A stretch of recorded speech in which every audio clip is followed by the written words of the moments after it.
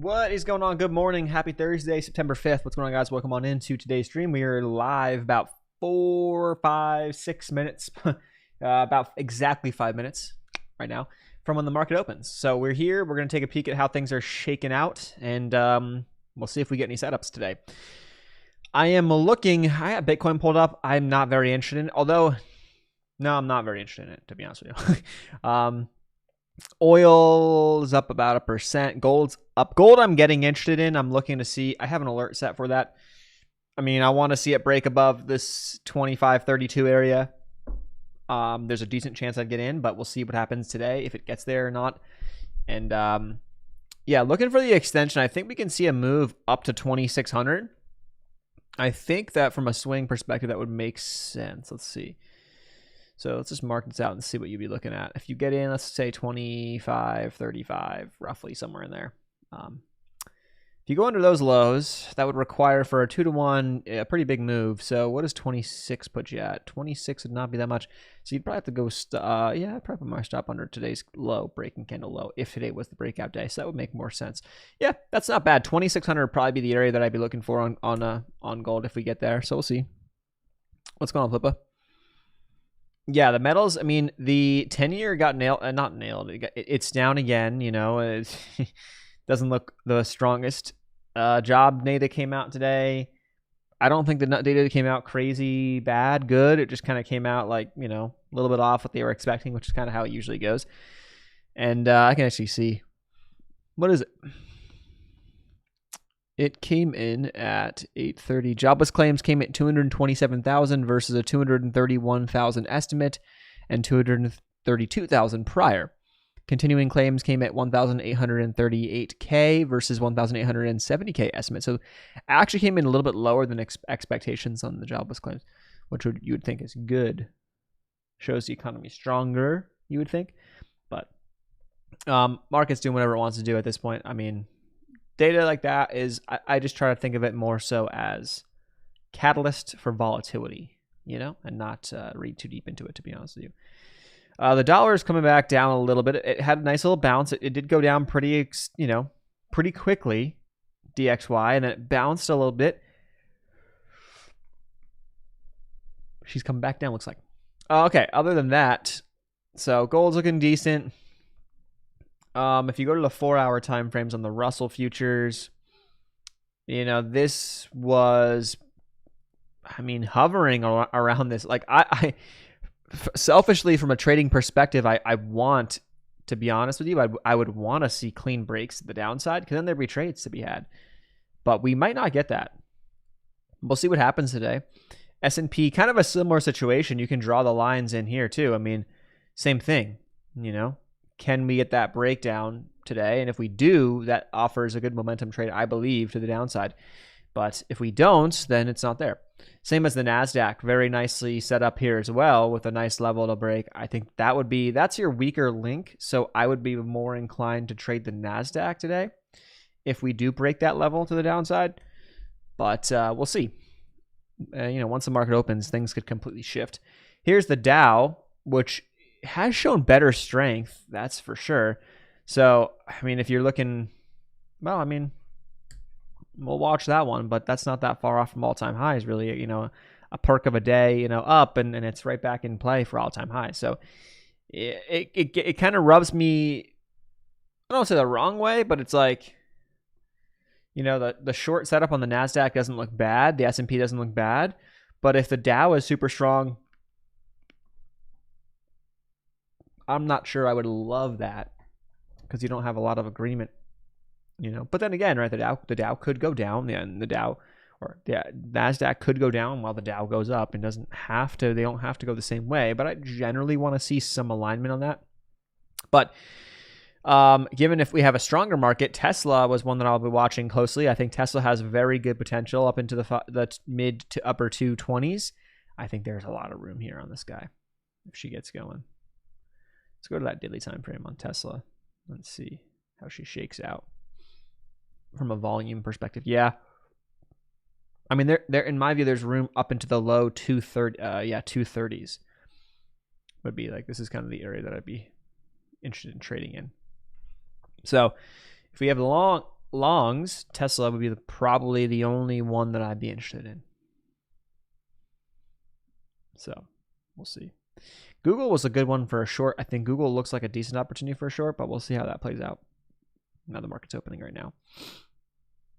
Yeah, so we'll watch that one, but I mean, I think Tesla has the better bets or better looks for longs. So that's where I'll probably be. ADP employment change missed quite a bit. Let me see if I have the AP job creation among private employers slows for the 5th straight month. ADP non-farm employment change, 99K. Yeah, that was way off.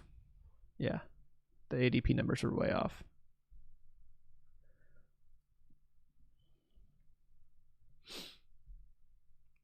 So we'll see here. I mean, like I said on yesterday on crude oil, I think the setup here would be wait and see.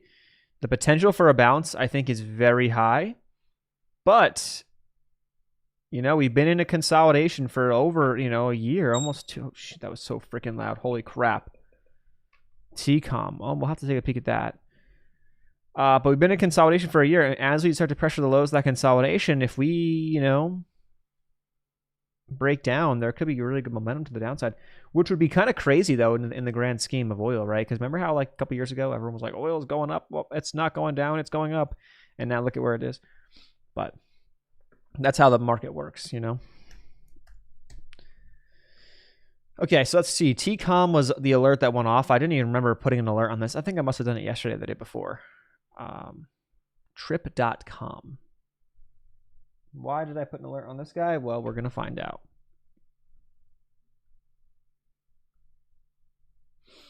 Yeah, I don't like that.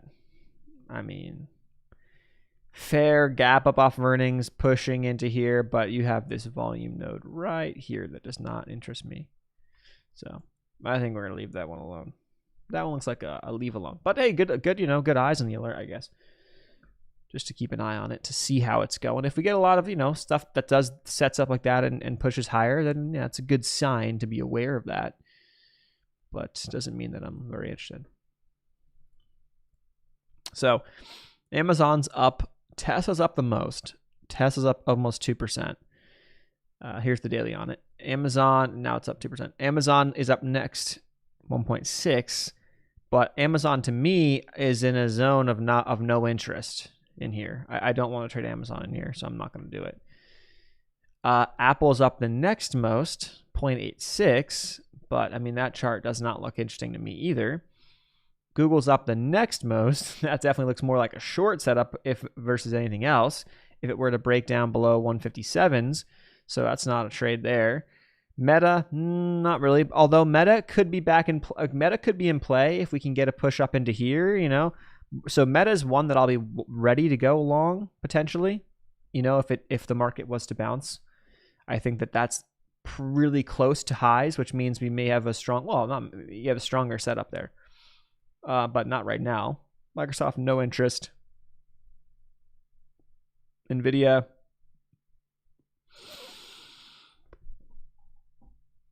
I mean, short only interest, but it's come down a lot, so I want to see it consolidate for a bit. Netflix, you can make the argument that you got, there could be under 670 for the short, down towards like the 660, 655 area. I can see that. Go to a 4-hour. Yeah, I can see that for sure. Only problem is that, we don't have a lot of downside to play off of. You're fighting the much bigger uptrend and a couple of days of downside action. So the bets on that, in my opinion, are not the best, because you're fighting this massive trend. Until we can establish a little bit better of a downtrend, then be a little bit easier to say the downside makes sense, but the upside doesn't. Inside of a trend like that, your better bets are usually to fade the short-term trend. Meaning, so if the short-term trend has been down, it's almost like buy the dip. If we were in a downtrend and you have a stock pushing up, you want to fade, generally speaking, you'd want to fade the move up and short into the move up. And you usually have better bets there with risk management. But that would be kind of like the bigger picture. Like swing approach without trading, a strategy necessarily, or just trading like a rough strategy like that, a rough idea. So I don't know. That's what I see there. AMD, not really that interested, to be honest, either.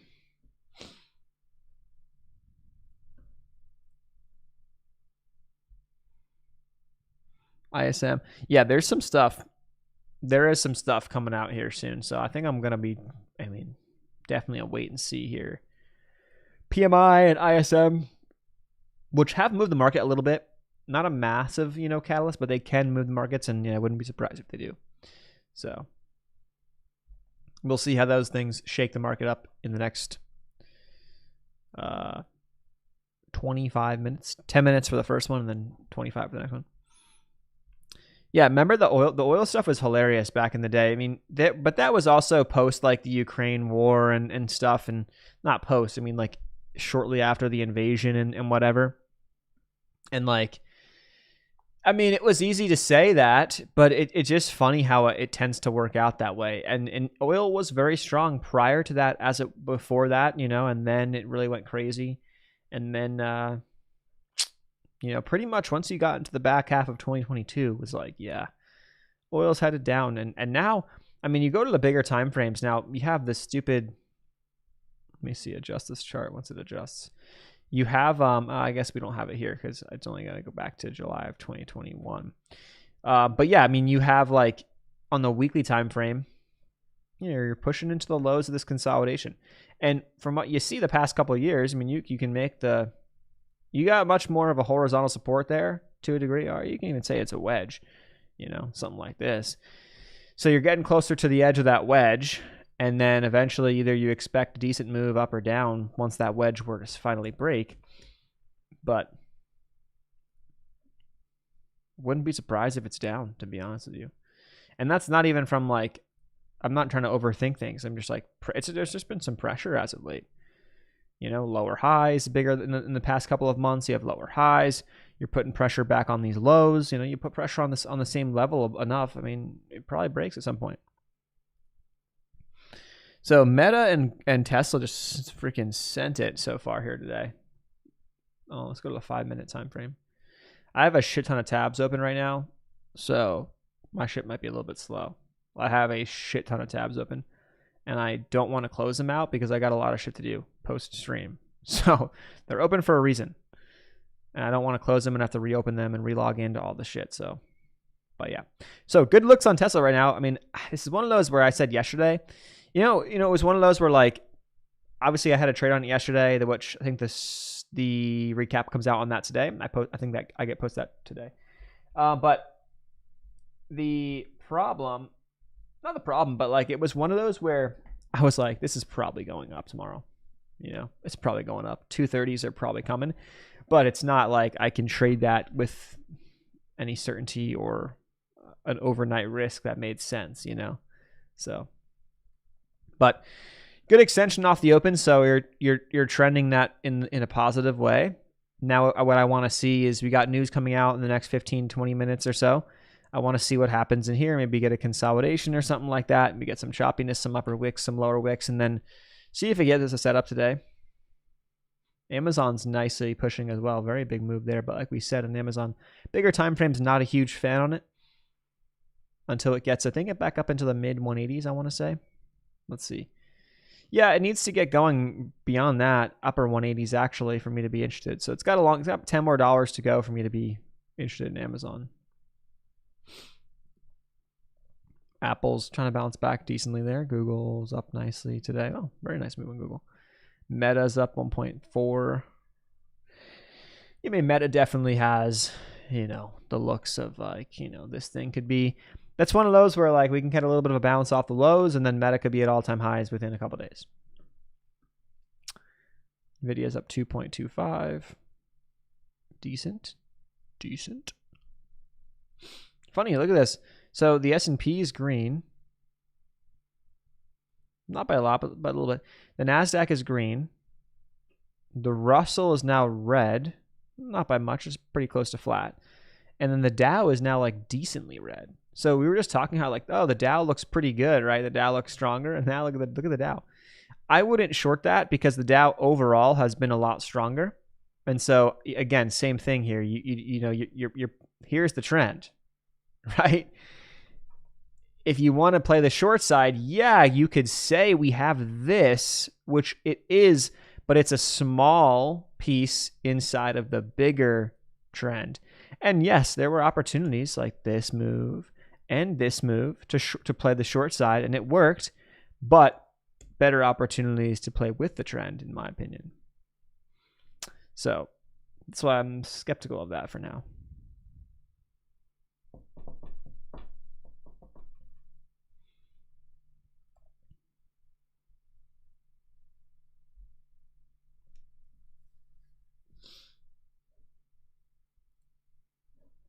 Let's see what else is going on today.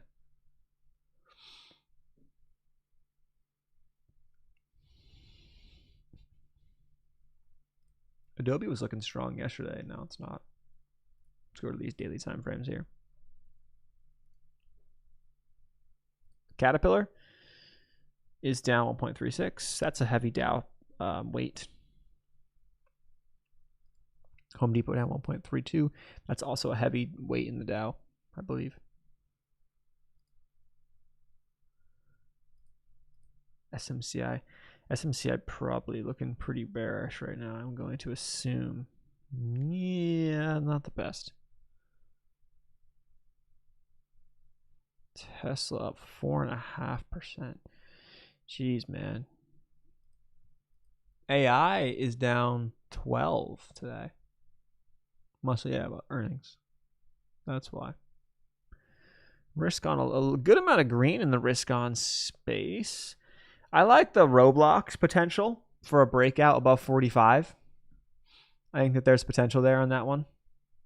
I'm still like, $1.50 away from that, but I think that there's potential on there. Roku, how does that look? Yeah.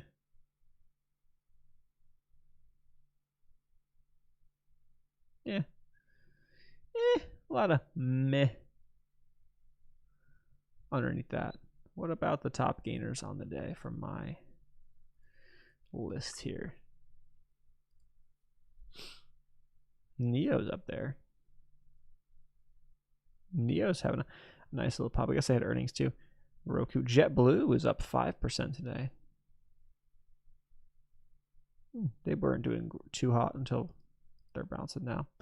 XPEV's up decently. Okay. Tesla on the list, obviously.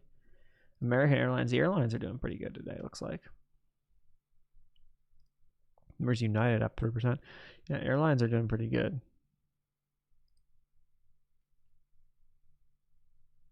Remember Teladoc? Remember, like, isn't it still one of like Cathie Wood's like bigger positions? I don't know if it is still.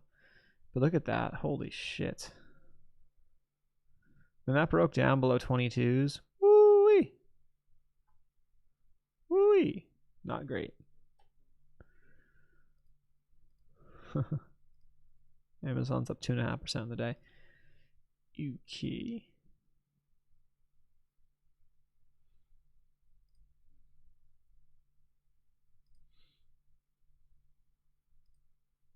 Delta Airlines. How's Delta doing? Yeah. Not more choppiness in there. 2 minutes until I think we have the first batch of news, and then the next batch of news comes down in about 15 minutes. All right, let's see what the losers are looking like. Who's the biggest losers? TTC, Toro Company, and not a lot of companies that I'm familiar with, to be honest. So nothing crazy there. Dell, iRobot. iRobot has been pretty bearish, right? Yeah. Race. Did we ever hit 500 on Race, which is Ferrari? R-A. Just about. Oh, man, it got so close. Damn. Remember that we were watching that breakout? Just shy of, it hit like 498. Just shy of $500. Still could get there, but it did put a nice little pullback the past couple days so far this week.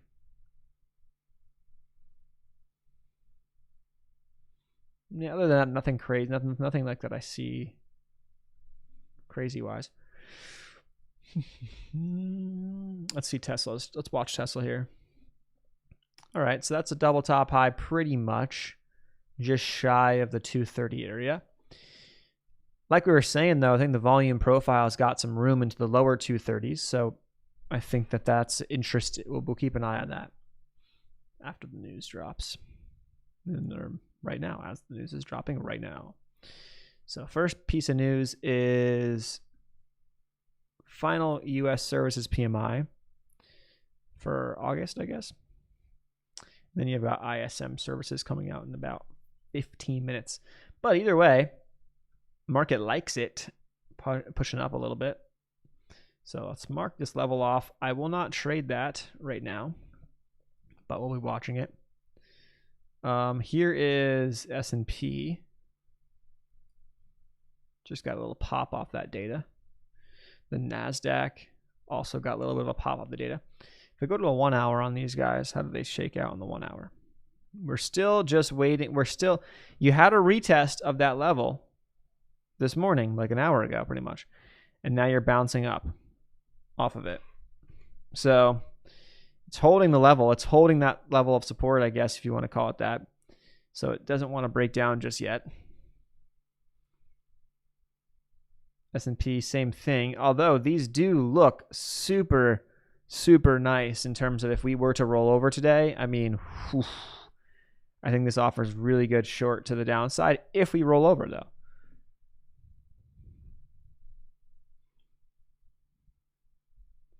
So that's what I'll be watching.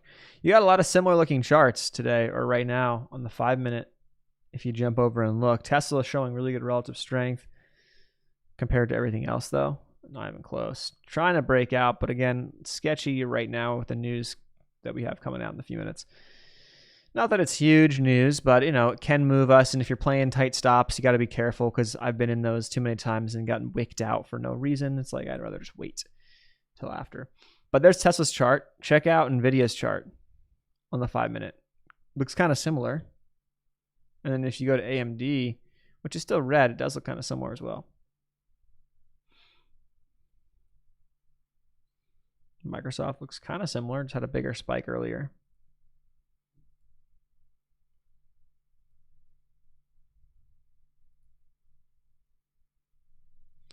Yeah, they all look pretty similar.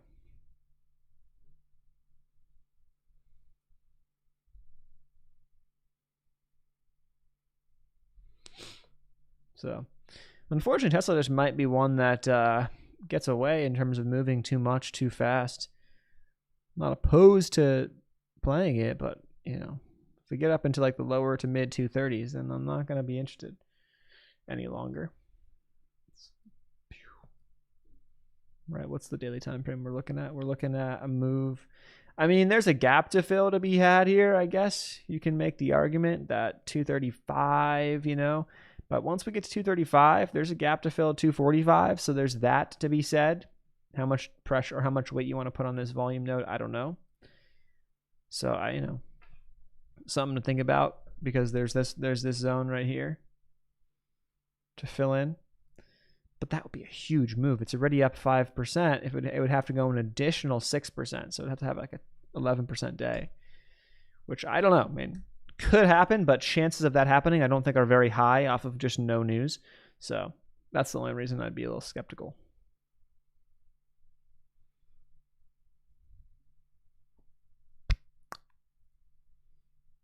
$10 years still down 0.8. Jets ETF having a decent day, up 2.26%.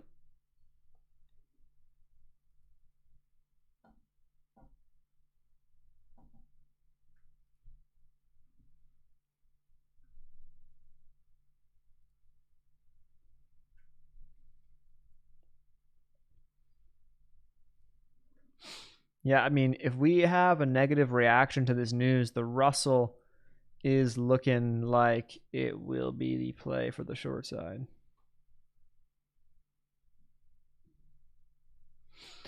Yep, I mean, generally speaking, you go to the zoom out on it and you can say that we are in a bigger picture uptrend, yes, but you also have, you know, a lower high relative to that, a nice drop down here. So, I mean, there's more conviction for the downside on that. So that breakdown would be the most interesting. I think QQQ would be really good too. Or I mean, NASDAQ futures, but yeah, because it's the same thing, lower high, you know. So Qs and Russell, I think Russell's just weaker on the day. So I would probably say better bets are Russell, but yeah, we'll see how this next set of news comes out in the next 10 minutes.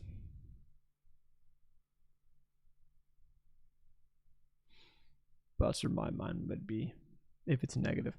Positive, or the market's holding up decently, then Tesla looks like a really good long opportunity.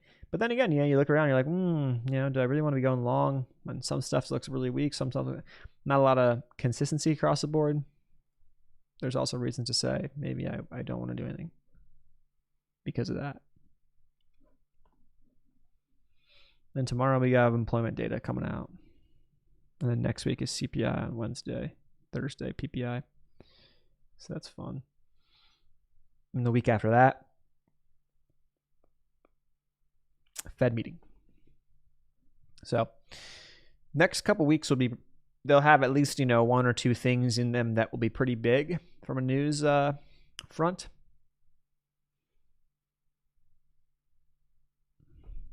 Yeah.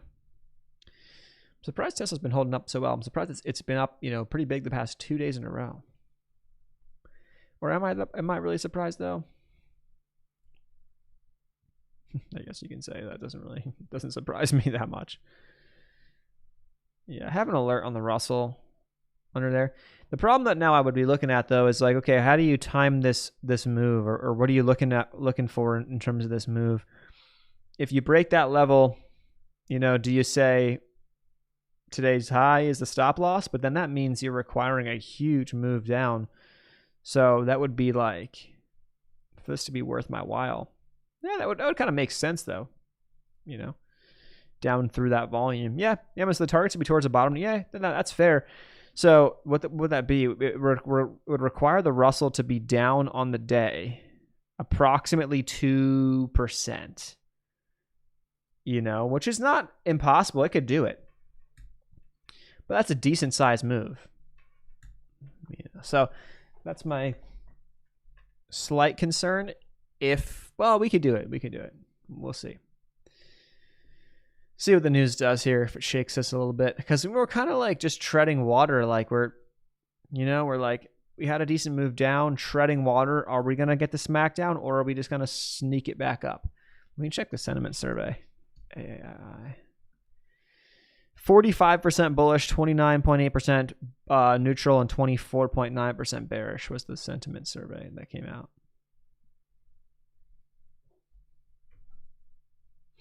Oh, here we go. Are you postponing any investment moves until after the November election? This is this week's special question. 60% said no, I'm sticking to a long-term plan. None right now, but that might change after the election results is the next highest. Yes, I switched to a more conservative allocation until after the elections. Yes, I'm postponing putting a new money to work. Interesting. So you got more of a conservative approach, postponing putting money to work, which makes sense, and then some maybe making their decision post-election. However, the majority are still saying, no, I'm doing whatever I want to do. I don't give a shit about the election, which is kind of surprising to me. But that's a long-term plan. If you're just dollar cost averaging, then that's what it is. You know. But I think it's funny because when you ask some people, everyone has a different view of what a long-term plan is like. You know what I mean? Like your long-term plan might be a lot different than someone else's long-term plan, and the way that I view a long-term plan, you know, is maybe different than how you would view a long-term plan. Because in my view, a long-term plan, Robinhood option market orders are here. Cool. My long-term vision is S&P, NASDAQ, Dow, Russell, those four ETFs. Throw in dollar cost average the same amount into all of those ETFs. When one is substantially weaker than the others, maybe allocate more money going to that one during periods of the year and over the course of the cycles of the market. Maybe it makes more sense to play one of them. Like, for example, right now, if I was continuing to dollar cost average into the market, my approach would be, if let's just say I was throwing $100 in every week, and that was being split up 25 into the S&P, the NASDAQ, the Dow, and the Russell. Maybe I would put, 35 into the Russell and then split the rest up into the other three. It's kind of my view, because the Russell's not much lower from all-time highs. It's been much weaker. If that changes, then just go back to the standard. That's my view. And that doesn't matter. Like, it's not, everything else is not really relevant. Like the news, the election, that's not relevant, because that's literally a long-term strategy. So that's kind of what I would say. However, my thoughts, though, is I would imagine a lot of people who say this don't necessarily act that way, because it's not easy to do, A, and then B, it's very easy to get caught up into individual stocks and saying, well, I like Apple. Oh, Nvidia is really good. Everyone says it's really good. And now you're playing this, and you're kind of doing a strategy long-term. Like, you say it's a long-term play, but you're worried about it every single day. So, like, the way that I remove the care and remove that, in my view, is if I do the 3 or the 4 ETFs, I don't give a shit about earnings. There's no news that worries me necessarily at all. Obviously, the overall market could go down, it could go up, but I know it's going to happen, and so I have to have more of a plan for when we go down to have more money to be investing, ideally. But that's like the reality of my view of a long-term plan. So 4 minutes until the next drop of news. We kind of have some. Well, check out some of these charts. So here's Tesla. Looks pretty good, basically in the 4 hour, like it wants to push for more. But if you jump into the 5 minutes. I know I've got 1,000 tabs open. Yeah, it kind of broke that level, but not a ton of clarity on that. Again, we're waiting on more news. Nvidia is setting up with a bull flag, I believe. Let's see. Yeah, I mean, it kind of is, but it's been super weak, so I wouldn't play that, but it's setting up with a bull flag. If it breaks to the upside, that's a good sign for momentum to the upside, although wouldn't it be worth the trade for me?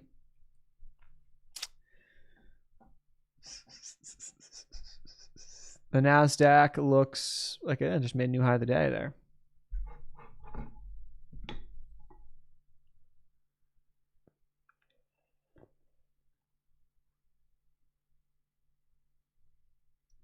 Hydrate. Gotta hydrate. Although we're getting a little bit cooler. It's not as hot as it used to be.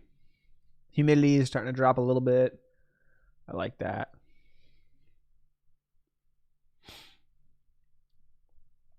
So let's watch the NVIDIA trap. The NVIDIA setup is interesting. Let's watch her. I wonder if anyone bought the dip on NVIDIA. Who's buying the dip here? You bought the dip back at the beginning of August, about a month ago. August 5th, I believe, was the day.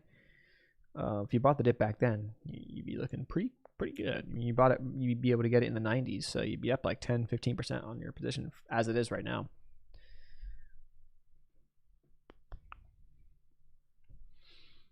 But yeah, so we're waiting on this ISM services. Not something that I would usually disregard, to be honest, but I've seen it move the markets a good bit recently, so I would just, I'd wait for that. Plus, I don't really see any setups anyway that I like, so. And Tesla and NVIDIA are two that are interesting. Tesla never really gave me a setup yet, but maybe it will try to give one, up in this area. So we'll see next 10-15 minutes what it does.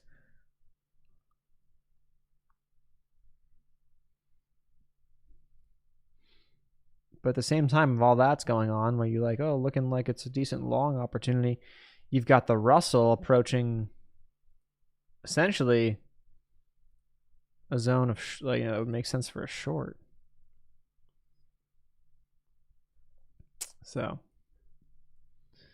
we'll see how this news does here in the next minute. We're about a minute out from it.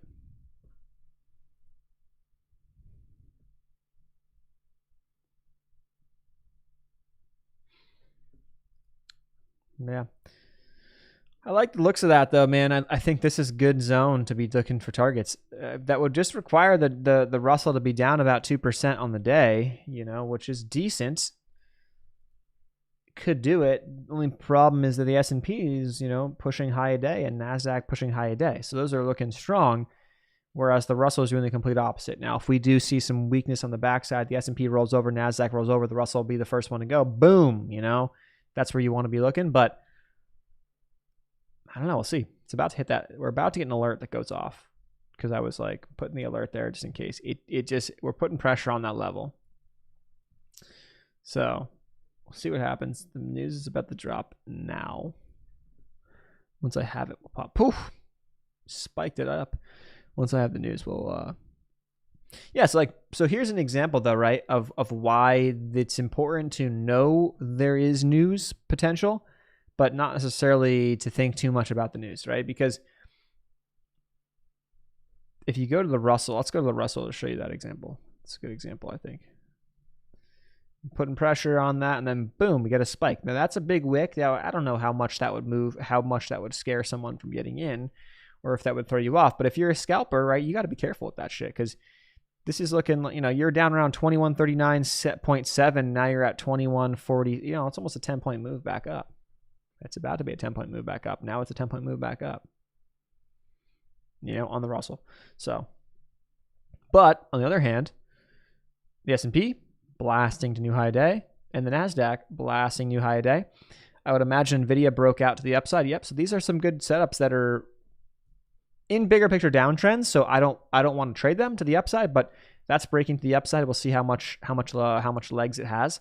Tesla, on the other hand, is now back up into the 230s. So that's pushing up. It never really gave me a setup there, but it's strong. Amazon's up 3% on the day. That had a setup too. Broke high of the day. Boom. Apple, kind of a similar situation. They all look very similar. A lot of these things look very similar. So pretty strong day so far. Here's the data. USA ISM non-manufacturing prices for August, 57.3 versus a 56.0 estimate, 57 prior. Employment for August, 50.2 versus a 50.5 estimate, 51.1 prior. PMI for August, 51.5 versus 51.3 estimate, 51.4 prior. So a little bit higher than expected, it looks like. Yeah, a little higher than expected.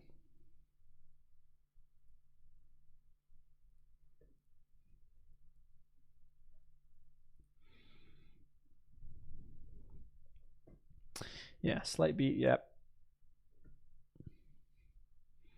Now, is that good, bad? For the market, I guess you can make the argument that it would be a bad thing, but for the market because of rates, I guess, I don't know. But very nice moves back here. Let's check out the 4-hour time frames. I was just looking at those. Not at yesterday's high yet on the S&P. The NASDAQ, is it there? Yeah, the NASDAQ is approaching yesterday's high as we speak right now. It's testing yesterday's high. So kind of interesting there. See if we can maybe the NASDAQ wants to get up into here, in today. Yeah, maybe it wants to get back up into that area. The Russell was down 0.45 on the day, literally a minute and a half ago, or 3 minutes ago. And now it is up 0.27. It was up like 0.4. I just saw, or 0.3. So that's up about 0.3. Crude is up 1.25. Every large cap on my main list is green right now.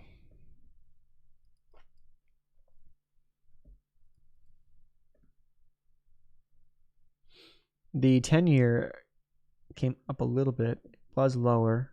It's bounced a little bit up off the bottom.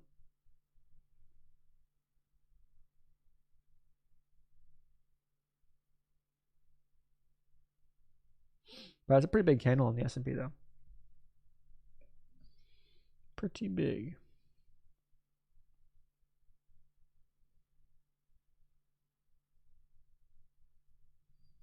Roku's having a nice day, 7%.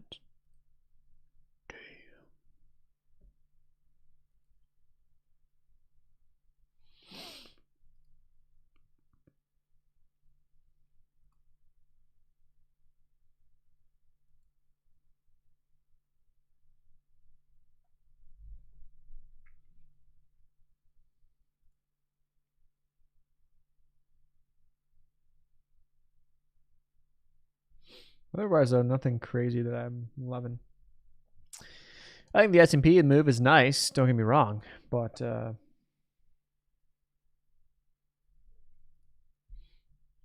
really tradable in my opinion right now. The NASDAQ was one of the weaker links this morning in pre-market. Now it's the strongest link. Up 0.66. The Dow is about flat. S&P's up 0.36 and the Russell's up about 0.35. Gold's up 0.6, which is decent. Getting closer to the top of the range here. Or for the potential breakout, but doesn't seem like it's ready to go today. Did Bitcoin move off any of that? Not really. Not much of a move on Bitcoin.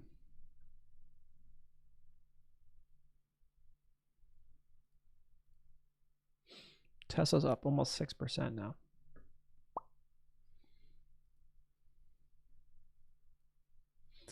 In the grand scheme, right, despite both of those news pieces coming out, Tesla on the double top break. Now, it's a double top high, I guess. Once it broke that, it pretty much just retested that level and now went for more. So she looks very strong. Very, very strong. But like we were saying, there's the 235 zone is kind of the spot. Beyond that, I mean, there is room to 245, but that's the gap fill, which it could totally get there. But my concern, I mean, if you zoom into like this time frame, there's room. You zoom out far enough, you can always find the volume profile that doesn't maybe match what you want to see, because of this zone of consolidation. But that was back about a year ago, 10 months ago. So how much weight do you want to put behind that? I don't know. Maybe we should be disregarding that or putting less weight behind that and putting more weight behind this gap fill up into here. I think to 246, 245. Yeah, 245, 246 areas. Now looking like where it's going to be going next. Plus, you can also make the argument, too, that you just broke this downtrend. Breaking the downtrend, popping up, and target would be right here. Magnet to that level.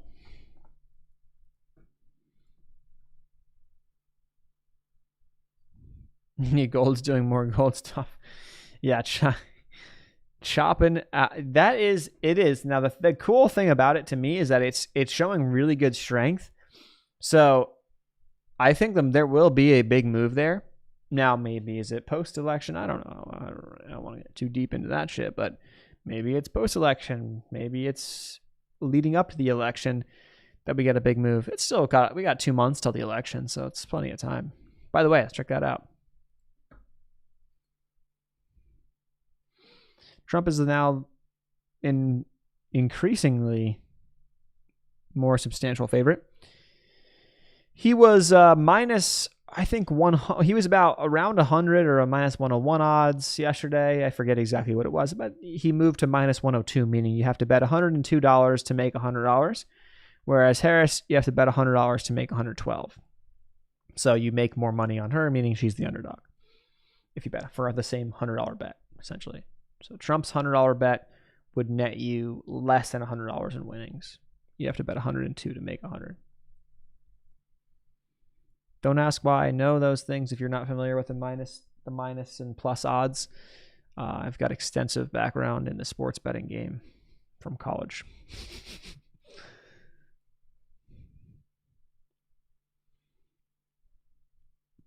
Which honestly, though, it wasn't that bad. It was not that bad. It was interesting. It was fun. It was fun. It was good lessons to be learned. It was a lot of fun. Because I didn't lose that much money. I didn't have that much money to lose, so it wasn't. I made a lot of money, not a lot of money, but like I had a good run of bets, and then I proceeded to then lose all of that in one shot, pretty much. Just kind of like how people are in the trading. It's the same thing as trading, right? Like you might have a lot of small wins, like, oh, here we go, and then having a massive loss. So it did teach me a lot in that regard. Like you don't want to have a massive loss. My problem now, though, is to be honest, we're not getting a lot of wins. We're having a lot of little losses, so they're adding up, but they're not massive by any means. But I also haven't had a massive win or haven't had a string of nice winners. in a while, it feels like.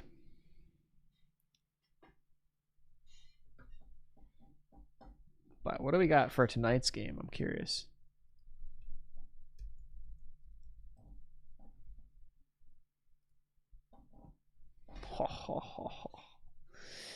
DraftKings. Let's see. So tonight you've got the Ravens and Chiefs. That might be too much.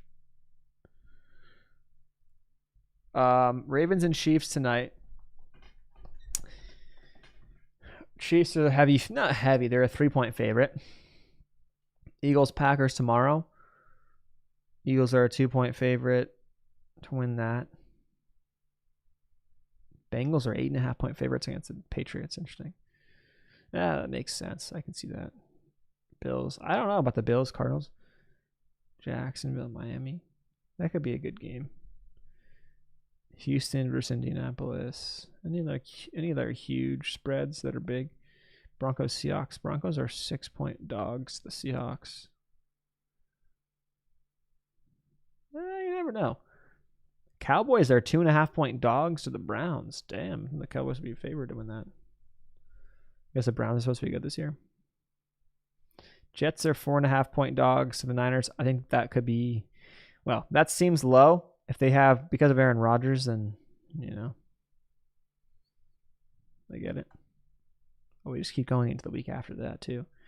Just keep rolling. Who do the Eagles play the next week? Week 2. Oh, they play Monday night against the Falcons. That sucks that it's not in Atlanta, because I would go to that. Baseball? I'm not a baseball guy, to be honest with you. I haven't watched baseball in a long time.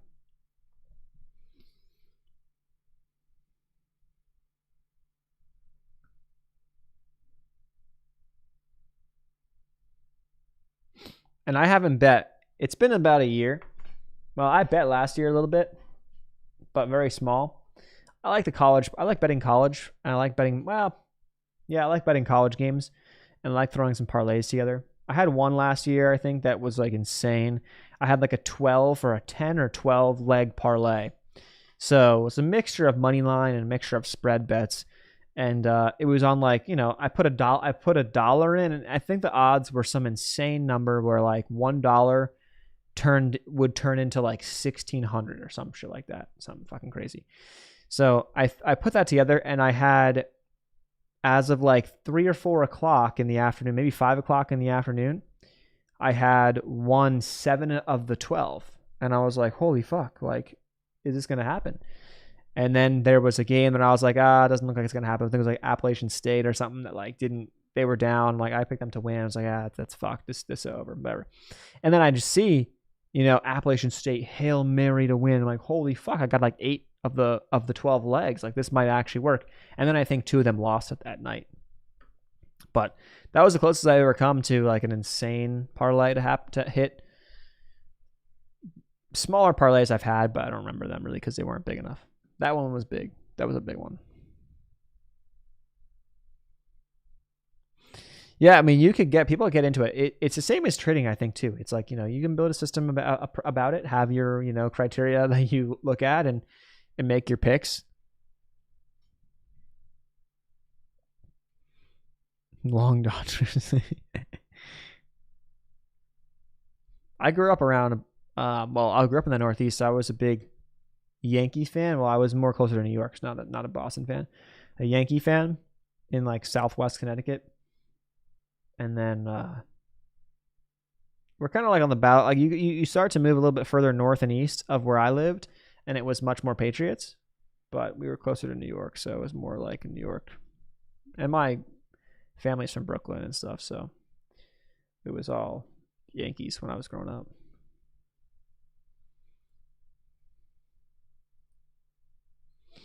So we had what looked like a perk to the upside, and then the S&P just completely unraveled the entirety of that move that we just had about 10 o'clock off the news. The what was it, PMI, ISM services and stuff. So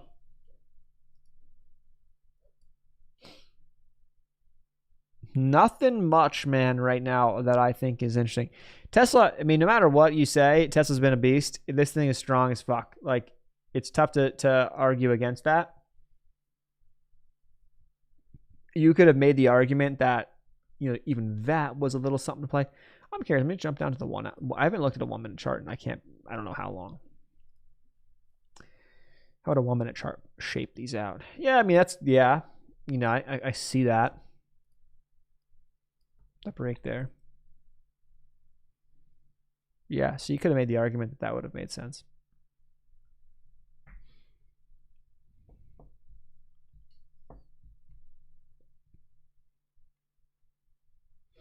My only knock, though, on my biggest knock on baseball was that I was always like a little bit bored with it, to be honest, and the games took a long time. I think that they've found ways to speed it up. But football, the thing that I think is a little bit of a bitch is the games take a fucking long time.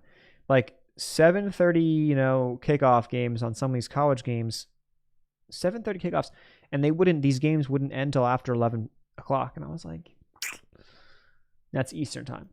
Now, I loved it when I was in Texas because of the time zone was nice. I like the time zone. Preferably, I'd be more of a mountain time zone kind of guy, I think. I prefer that, but if I could pick an ideal time zone. But Central Time is fine. I think it would be interesting to, like, growing up on the East Coast, it would be really interesting to, like, live on the West Coast for a while and then, like, still watch football and be like, holy shit, like, the game started at whatever time, like, in the morning. They don't start in the afternoon. And they're wrapping up. And then, like an hour or two before I even go to bed. I'm like, oh, wow. That'd be interesting. I think it would be fun. I prefer that. I really would. Like people who watch Premier League in the U.S., you watch those games in the morning here. Like sometimes they're early. They're really early games in the morning.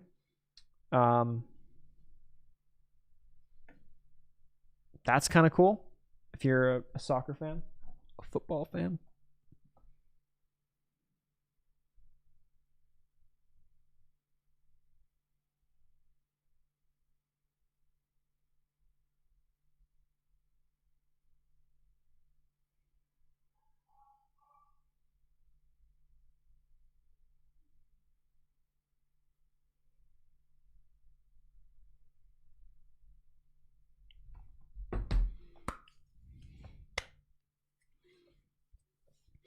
Baseball is like I could see that being like golf for me. Like I used to not really care about golf that much, but golf is nice to watch. Like I love just sitting back on a Sunday after whatever, or even a Saturday afternoon and throwing on some nice golf in the springtime. It's beautiful thing. Beautiful thing. Now, in a perfect world though, well, it's funny. As you get older, I think this is a thing that I'm noticing with a lot of people too. People my age, as you get to your later 20s and then eventually your 30s, I wouldn't say that I turned 26, so I'm not saying I'm in my late 20s yet. I probably would have reserved the late 20s for 28 and up, to be honest. But I think people start to come around to golf a lot more. It's funny when you start seeing, people that you're like, huh, he plays golf now, or they're playing golf. It's like, that's funny. But I have the itch. It's like I see, like, dude, being outside on the course on a nice spring day or a fall day, when it's super hot, it's like, okay, it kind of sucks. But even that could be kind of nice. You got a cooler in the back of the cart and you're just letting it go, letting them rip. I think there's a lot, and it's not like a super crazy high tempo sport. It could be if you're playing certain different ways, but it's a nice relaxing thing. Ravens or Chiefs? I don't know, man. Ravens are at home, I think, right? I like Lamar at home. Chiefs are, always great, but I wouldn't be surprised if the Ravens throw it down. The Ravens are usually a solid team, and they haven't been able to put it together. I feel like Lamar needs a championship. He needs one. He wants one. So they're always going to be a tough out, especially at home. I think they're at home, right? If I'm not mistaken.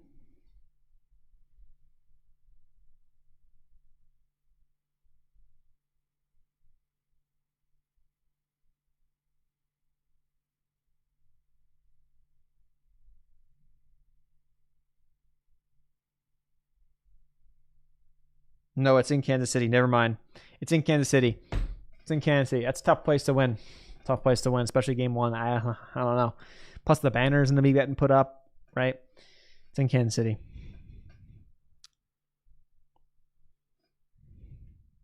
Oh, Frisbee golf would be sick too. That's a super chill thing. I haven't played really ever, but I've seen a lot of people play, and it seems like a lot of fun too. Like that, you know. And it depends on where you live, but some places have, some towns and stuff have some really cool like little courses throughout like the woods and shit. Like it's kind of fun.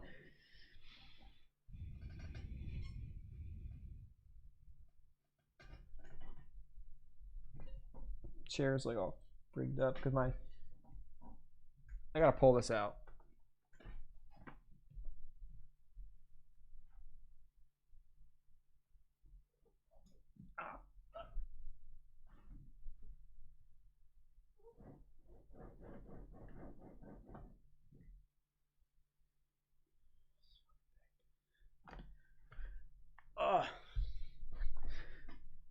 Because I have a rug, so I bought like a, you know, one of those mats to glide a chair on, so you can easily move around. But it always messes with me. Taylor Swift. Yeah, I mean, I'm sure they'll be watching this game tonight. I think that sucks is that I gotta buy Peacock. You don't have to do it, but it's just a hassle to find the streams because it's like I don't want to do that. I haven't done it. Haven't needed to do it for a while. But Peacock's like $8 a month. I had Peacock for the Olympics. I bought it for the Olympics and then I canceled it after the Olympics. I was like, yeah, I'm not gonna watch this again. And then they said, hey, stay or come back. I forget what the thing was. Stay or come back. We'll give you Peacock for the next 6 months at, you know, $2 a month. And I was like, no, I'm not going to use it, whatever. Little did I not think ahead to that the Eagles game would be on Peacock and there's some sports games on Peacock. So I could have just stayed on for the rest of the sports season. But it is what it is. My parents, I don't know if they've really ever played very much. They may have played once or twice, but they bought Frisbee golf stuff. They were like, yeah, we're buying Frisbee golf, you know, gear. I was like, oh, cool. And then, because they have some courses by them that back when they were talking about it when I was in Austin. I was like, oh, there's a course here in Austin that I've seen a couple times. Actually, a couple courses that I see people playing at. It looks kind of fun. I saw some videos about that recently on, there must have been some Frisbee golf championship or something recently. And there's a guy who had like a super nice setup, nice shot, hits the thing, but it has to go in. Like it can't just hit the metal piece, like the metal like little rings, and then like fall out. It has to go in. So he hit it from decent, and then it fell, and then it rolled all the way down the hill, so far away. It's a funny video. So Tesla looks very strong as we are seeing, and it continues to push. Whether you like it or not. The NASDAQ is showing good strength. The S&P is up, you know, decently. The Russell's up a little bit. The Dow's is just about red to almost flat, so nothing crazy going on there, but the charts don't look terrible. But I also wouldn't long some of these guys, really. Not yet interested in a long on this guy. Not here. Not here. Not there. Not there. Hey, Apple, I mean, I'm not interested yet. Not right now, but not there either. But hey, it's come back to 225s. Amazon, I mean, you can make some arguments, you know, but I still want to see it above 188s. Amazon looks pretty strong, though. Strong looking chart. Strong looking day. But here's the thing, right? Reason why, not this, you know, is the reason, but, or this is why, because of the bigger time. But that bigger volume node that we were looking at, I mean, I'm like, it tends to be more choppy in terms of breakouts and less, you know, push into those levels. So had you play the breakout here, you would have got a little pop. It would have came back below. Technically speaking, you know, if you put a stop loss under the breaking candles, you know, you would have been looking at a stop loss down here. I don't know. And then it would have been fine. But, you know, it's not a, you know, pull back that deep into the breakout. Like, it's not a high momentum trade, in my view. Tesla has now hit 235 pretty much. Yeah, it's funny. Yesterday I was in that Tesla trade and I was like, yeah, man, if this thing can get going. And of course, I get stopped out on the break even right there. But I was like thinking 225 was a viable potential because of the charts and the bigger picture and the range I thought we could see. And today we're going to be hitting 235. Fuck, like literally less than 24 hours later. Crazy. But that's just how it goes. The daily time frame on Tesla, though, is looking pretty juiced. I mean, we're now getting above that upper wick, so potentially getting into the gap, which makes sense. Putting up to 246 is the top of the gap. 250 is the top of that little volume node specifically. But I don't know. We'll see what happens. We'll see what happens. There's no swing trade to be had for me there. But it's more like, if you get day trade setups inside of that, great. But if I don't get one, I don't get one.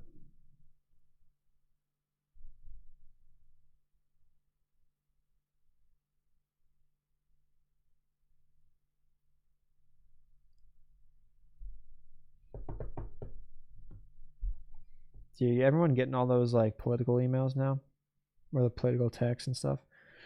It's representative, blah blah blah blah blah.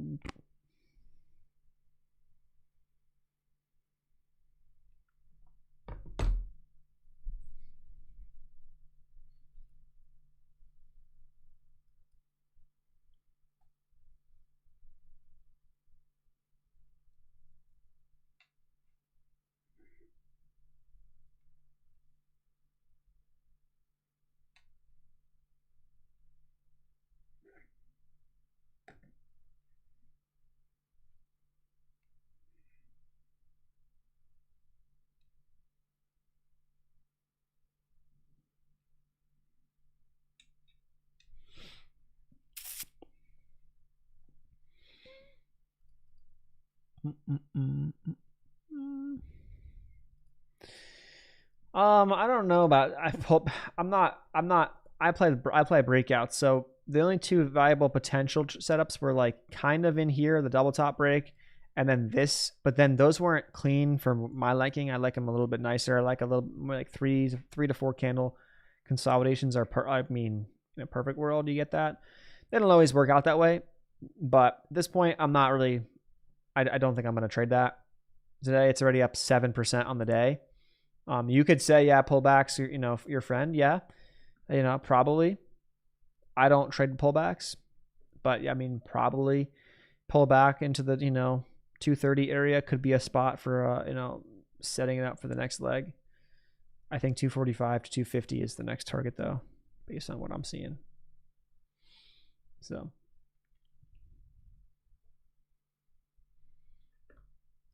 Nvidia is up 3 on the day. It looks good. The only problem I have on it is I just won't trade it in this area on the higher time frames. Higher time frames do not interest me at all on Nvidia based off what it's done, right? You have this and then you have this. So, you know, it's got to prove it a little bit more. It's got to give it, it's going to take a day or two at least for it to then prove it to me and then give me something to play off the long side. That's kind of how I see it. NASDAQ is looking pretty good. And there's you know, reason to say that NASDAQ there could be something up into here, you know, on the NASDAQ if you want to play longs. I see it. You would just be fighting, you know, a 2-week pullback on it and then an extension to the downside. So you're kind of playing like this, you know, lower probability setup, I think, into here, but could be very good. Many people who play this type of stuff look for a move back up into this area for a reshort to the downside. I mean, I don't trade that way, but some, you know, will look at things that way too. So I think, you know, you probably have a little bit of room for longs, and then after that it gets a little bit sketchy, and then it's going to have to either, you know, break through this consolidation to the upside or roll over. We'll see what it does at that point. So you're kind of in a spot where, like, you know, I see the argument for the long. I keep getting Kamala's wins. Well, I was seeing last week, right? If you look her up on her page, I don't think she had. I do not believe she had any policies. I don't think she has policies on the page. She's got a meat section, which maybe there's some stuff in there that might kind of lean towards policies. I just think it's kind of crazy to me, though, that you can have a presidential candidate that doesn't have any policies on their website. You know, like a couple core things. Like, here's what I want. Like, here's what we're going for. And like, you just don't see it. You know, you just don't see it. It's like, I'm very concerned that a lot of potential people are almost, you're voting blind. You know what I mean? It's kind of what it is, right? From a policy perspective. If you pull up Trump and his website, let's see what he's got. Platform. Agenda 47 platform, I believe. Yeah. I mean, all you need to do, right? And this is not super detailed at all, but I mean, this is all I think people want to see. Very simple. Give me your top. He's got 20. Give me your top 5 or 10 things you want to do. You know, what are you standing for? I just don't like how you have. I don't look at these things very closely. Maybe they change these all the time. I don't know. But I'm just surprised that you don't have that on one candidate. I'm surprised that one of the candidates doesn't have a policy or a plan or agenda or whatever. Because then how do you make a decision when you vote for them? You know? I don't know. Same as like, you know, it's the, I guess the political campaign is run on the back of Trump sucks, so don't vote for him, vote for me. We don't want Trump. Hopefully you hate Trump just as much as we do. Vote for me. And there's a lot of people who fit that camp. But the problem that I have is, okay, great, but why would I vote for you? What are you going to do? What are you standing behind? What are your core things? And if you can't say them or put them on the internet, I don't know I legitimately don't know what I'm voting for. At least on the other candidate, you know what he stands for and he's voting for. You know, my whole thing was I was into RFK back when he was like, you know, before he endorsed Trump and stuff. And I was like, he had a couple key pillars that he was like standing for. And I was like, those aligned a lot with more of like me. So I was like, that is a kind of shit that I want to see. You have some clear pillars, boom. And then it's either do people like it or not, you know? And that's kind of the game. And I guess not enough people got to know who he was. Really, people know who he is, I guess, but not many people knew he was running, I'll be real, because he was censored heavily. But then, like, once you do, and it's like, do you align with these things or not? Now, the bigger problem, I think, with him and all that stuff was that he's aligning, or his goals would take massive blows to some of the most corrupt things that we have, as in censorship in the government, and the whole, like, all the things like the FDA, CDC, food, healthcare. All these things are so corrupt. It's all about money. And he's trying to like undo a lot of the corruption in there, which again, you're fighting against the people who have the most money in the world, who do not want to give up any of their fucking money. So they're going to do whatever they can to make sure that you do not come into control, you know, and you do not fuck with them. So you're fighting some massive battles, which is pretty dangerous. And people could say, hey, there's reason to be worried about getting killed. Yeah, hey, Boeing, all that shit, whistleblowers, it happens. Whether you like it or not, it shit happens. Like, people legitimately are being killed because they're speaking out against whatever. And because that's going to lose someone a lot of money. So kill them. Like, that's actually a thing. It's not just a thing that happens in Mexico or other countries, which Mexico, the political system is crazy there too. But like, it doesn't just happen in other countries. It certainly can happen and does happen here. Maybe not as bad as other countries, some other countries, but it happens. And, people don't want you to know that shit happens. And then when you start to see that, you're like, yo, we have a fucking problem because this is even a thing. Like, we have a problem because this is even possible, but the longer you go down that road, the more power you give to that. And then it's tougher and tougher to unwind it.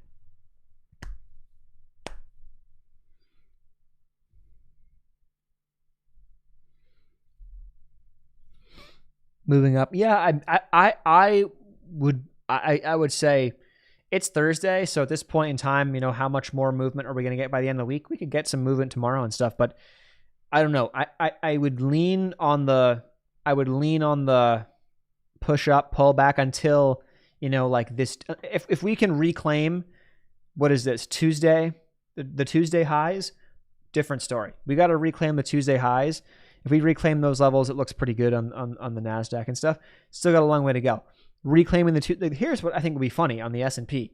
So S&P, here's all-time highs. Here's our consolidation below all-time highs. How funny would this be, right? You have a push up, boom, boom, boom. Oh, sorry, we're not going to break all-time highs. And then boom. Like that could be an ultimate screw job of like, oh, we're going to have some pullbacks, make it, boom, catch some shorts in here, squeeze them out to the upside. I could see that scenario too. If we don't, because again, we're not getting like heavy pressure on the lows, as you see. That could change by tonight or tomorrow, as I literally could log off the stream and then it could just go flush right to the downside and boom. As it seems like when we stop the stream, shit actually starts to happen, but that's kind of what it feels like. But I don't know. I'll keep the options open. Feels lazy, yeah. Yeah, and that's but the thing about her argument too, right? And there's enough people, and again, because the Democratic Party controls the majority of the media, the plan, and it's all planned. Like they think that we can control the media and we could make people hate Trump enough to where we get enough people to hate him and vote for us that he won't win and we'll win off the back of that, because it's all calculated. There's a reason why she doesn't have policies on her website, because not either. She probably has stuff she stands for. I'm sure she talks about shit, but although she hasn't been, getting a ton of interviews, and maybe there's a reason behind that too. Because I don't know.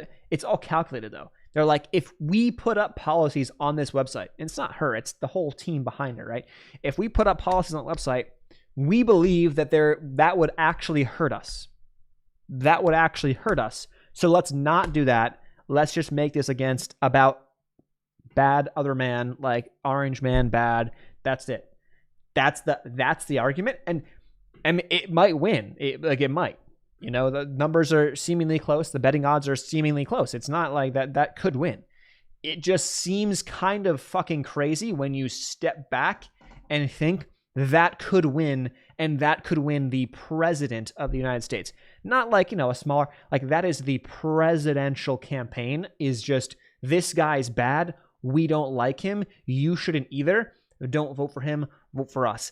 Kind of seems like you got to have a little more to it if you want to become the president, in my opinion. You should have a little more behind you than that, but, it is what it is. I don't make the rules. So... not just a thing that happens in movies too, very real. No, it's legit. It legitimately does happen, and especially like, and to smaller degrees with the whole censorship of media and stuff. And we've seen that. I think a lot of our eyes have been opened up to that over the past couple of years. Maybe that was a good or a bad thing from the whole Trump, 2016 for the fake news. As much as like the fake news was like a joke, a meme and stuff, like it legitimately opened a lot of people's eyes, I think, myself included, to like, let me just question people's motives and incentives behind headlines or behind this and that. And you have a lot of people who just don't like someone, and so they spin an article or they spin a headline to fit that narrative to get other people to see the headline and go, oh, because most people are not going to read the article. They're not going to go deeper and try to find out what actually happened. They're going to see the headline because you're busy. And if you get enough headlines that come through your face or your feed or whatever that are all negative about this one guy, it subconsciously plants like, a seed in the back of your head. Oh, everyone doesn't like this guy. Yeah, I've seen so many articles. Meanwhile, a lot of those articles had a political motive, or had a motive. That's not political. It could be anything. Had a motive and narrative behind them that they're trying to spin because the person who wrote them or the people who were in charge had the agenda. And that's all you have to see. Like, same with the whole Fox versus CNN. Like Fox, for example, you would think, maybe not think, it leans more to the right, leans more conservative, right? So you're watching Fox, you're going to get people who don't like Democrats. So you're going to have things and headlines and articles and things that spin against them to make them look like the bad guys. And the same thing with the other news, channels. They're going to spin things to say that, hey, the Democrats are great and the Republicans are bad. Like, that's just the narratives. That's how it goes. And the same thing goes in the sports world. And the same thing goes in the food industry. Like, it's all the same thing. But I think a lot of the good piece to, whether it was him specifically or whatever, the whole fake news, but there's more. That was a joke to a degree. Not really. It was legit, but like that spun it into making you think, let me just double check that. Let me go a little bit deeper before I just I make an opinion off of, an article or two that I've read that I didn't fact check or I didn't look deeper into. Boom. And that's why I like, when it comes to news, like if you want to learn something that has happened in the real world, go to like something like X.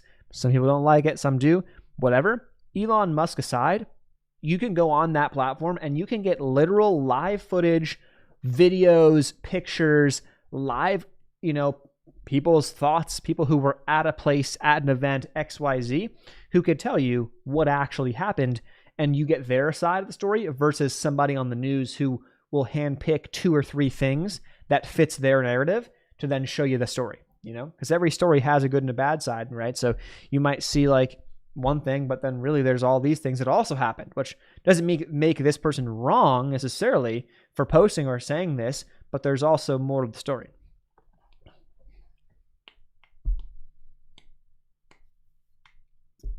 Mike Lynch, 48 hours after winning case. A few of the top people in the case died in one. Yeah, I'm not surprised. Dude. It's and that's another thing too. That's like, it's part of like, there's a book I'm reading. I don't have it on me now, but it's over there. And it's kind of like, it tries to, it's more about you versus like the world is the world, but it's more like, if you picture a river, you have a couple options. Option A is fight the river and go upstream. So the river's going this way. You want to fight the river, go upstream. And so you're going to freaking fight and paddle, and it's going to take a lot of effort to go upstream, which is going to deter, it's going to obviously tire you out and take away from other things you could be doing. Or you could just be in the river and just sit there in a tube and let the river take you down, and maybe it takes you off a waterfall and it kills you, right? That's not ideal either. Or the other argument is get in the water, whether you're in a boat or whatever, and just make some swift adjustments and swift movements, intentional movements in the water to guide you where you want to go, versus letting it take you and versus fighting it. Don't fight the river, don't fight the current, but be intentional about the direction that you want to take while moving along with the current. And that's kind of so like, if you're going to stand up against some of these massive organizations and things, it's going to be tough. You're going to be fighting a lot of shit, which is not going to be easy. Whereas going with the flow completely, you get swept away and they're going to do whatever they want to you, or you can kind of put the middle ground. And it's kind of like that middle ground. And it's not a exact science. It's not easy, but it's kind of like that middle ground of like, and you can relate that to trading too. I step back, I am observing, here's what I see, I don't have a bias, I see what I see, and I could sit here and I could just go with the flow and do whatever. I could fight the trend based off what I want to happen, or I could wait for things to align, wait till it's clear where I can see ahead, the trees kind of part, I can see ahead, I don't see a waterfall, I don't see a rapids, and I just kind of see a nice solid river, and I can hop in and ride the river for a period of time. And then once I can't see, we get back into the trees, and I can't see the end, I can't see what's coming up, I can hop out of the river and wait for more clarity. And that's kind of the idea. Or we got a storm coming up, whatever. And that's kind of the idea that you can apply that to the market too. Yeah. The river thing is because I was reading that a couple months ago, and then I reread the book again, and I got to that same part, and I was like, this makes a lot of sense to me. It's like you can fight it, you can go with it and do nothing, but like both of those could take you to places. One's going to tire you out and use a lot of your energy. One could kill you by going off a waterfall, whereas it's more of like a middle ground is where you want to be, and just making sure you can kind of take a step back and assess: am I fighting? Am I going along and doing nothing at all? Or am I being intentional with my decisions and whatnot? And as long as you take a step back and I think every so often think about that, I think that puts you in a decent headspace. With that said, I've gotten a lot into psychology and shit like that and philosophy and stuff. So I've gotten a lot more into that stuff as of late. With that said, the Russell doesn't look very good. Okay. So if we're talking about weakness, the Russell does not look very good. I'm not in a trade. I was just mapping out like an idea for a trade here. So this is an idea on a 4-hour time frame. And if you zoom out bigger, I think you have good reason to believe that down towards where the target is makes sense. I think this would be right before this zone. My problem or concern would be, let's say that this level breaks in the next hour or two and you get in today. What happens if the Russell, is in here, or it's in here by the end of the day and it doesn't get to your target, but it's not at your stop loss? What do? You have to make that call. Hold overnight, not hold overnight, trim the position out, and I may play the trim the position out type of game if I get in. So that's the only thing I'd say that looks appealing.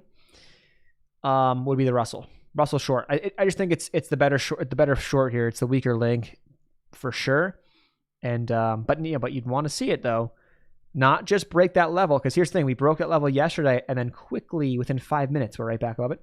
I'd want to see us break it and then show some weakness into that level before entering. So that's the only trade on my potential list. This would take a while, so whether I get in or not, it won't be one that gets closed out within an hour, I would think, at least a couple hours. Tomorrow, news-wise, some employment data. So there's some stuff that could come out tomorrow that could throw you off, but we'll see. Either way, I'm going to wrap things up for today. Back in action tomorrow in the afternoon for Power Hour. So we'll see what happens then. But I hope everyone has a great rest of your Thursday. I got a lot of shit to do. And I'll see you tomorrow. Peace.